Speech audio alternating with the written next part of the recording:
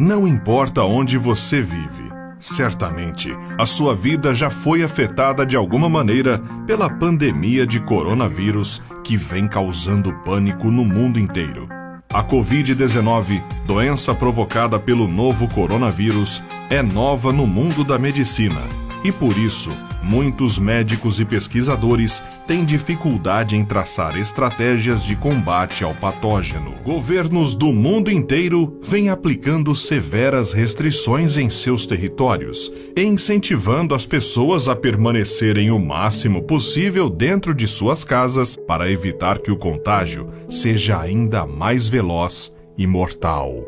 Como você provavelmente já sabe, o coronavírus é altamente contagioso e passa de uma pessoa para outra a partir das gotículas que são expelidas pelo nosso corpo, por exemplo, quando tossimos ou espirramos. Podemos contrair o vírus apenas por conversar muito próximo a alguém que esteja infectado, ou por respirar o mesmo ar de alguém que esteja portando a doença. É justamente por conta disso que a recomendação para quem não pode ficar em quarentena dentro de casa é lavar constantemente as mãos com água e sabão e usar álcool em gel quando não for possível lavá-las adequadamente.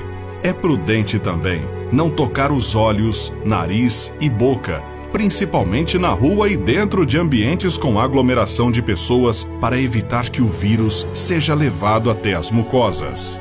Mas e se todas essas medidas não forem suficientes e você ainda assim acabar contraindo o coronavírus? O que vai acontecer com o seu corpo?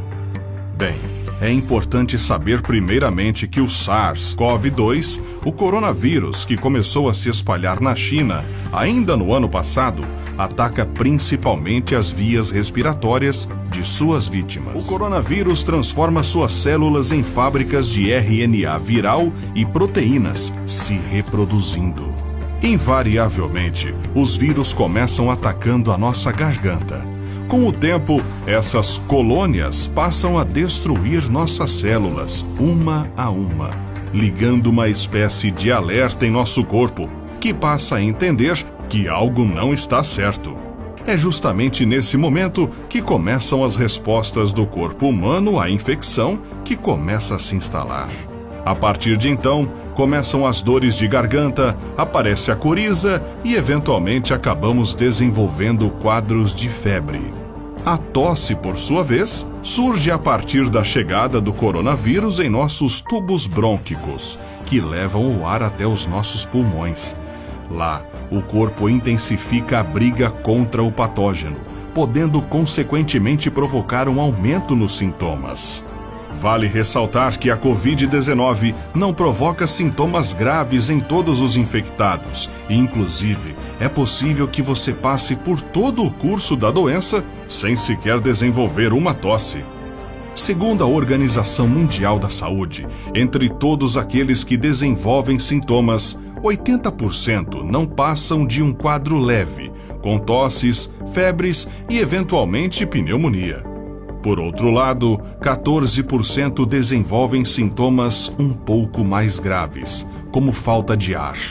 Por último, 6% enfrentam a face mais perigosa da doença, onde há choque séptico, falência de órgãos, insuficiência pulmonar e risco de óbito. A doença se torna muito mais grave a partir do momento em que o vírus sai dos tubos brônquicos e alcança as vias aéreas inferiores, traqueia, brônquios e alvéolos, que são pequenas estruturas que compõem o pulmão e funcionam levando o oxigênio à corrente sanguínea. Em alguns casos, o vírus age fazendo com que se acumule líquido nos alvéolos, ao invés de ar, e causando insuficiência respiratória.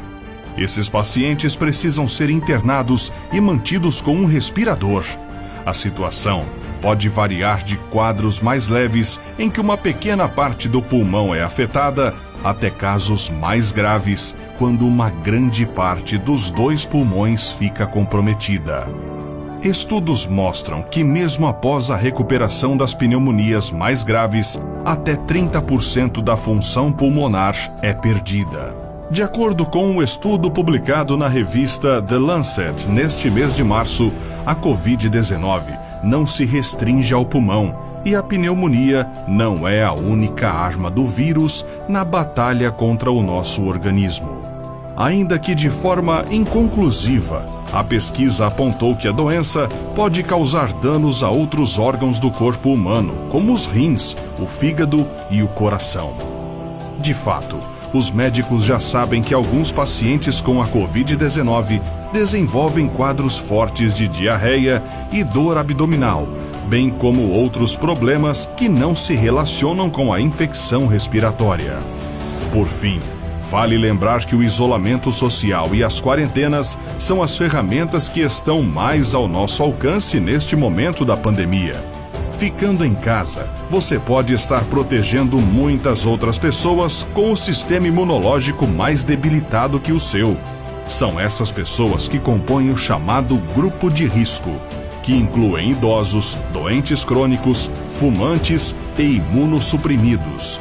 Como as autoridades insistem em dizer, não se trata de pensar apenas na própria saúde, porém, na saúde pública como um todo. Já se sabe que, caso a população não atenda aos apelos das autoridades para que as pessoas fiquem em casa, nossos sistemas de saúde não darão conta de atender todos os infectados pela Covid-19, em conjunto com outras enfermidades. Permanecendo em quarentena, no entanto, podemos diminuir a curva de ascensão da doença em nosso país, garantindo aos órgãos de saúde maior fôlego nessa guerra à epidemia. Faça a sua parte. Cuide da sua saúde, também da dos demais.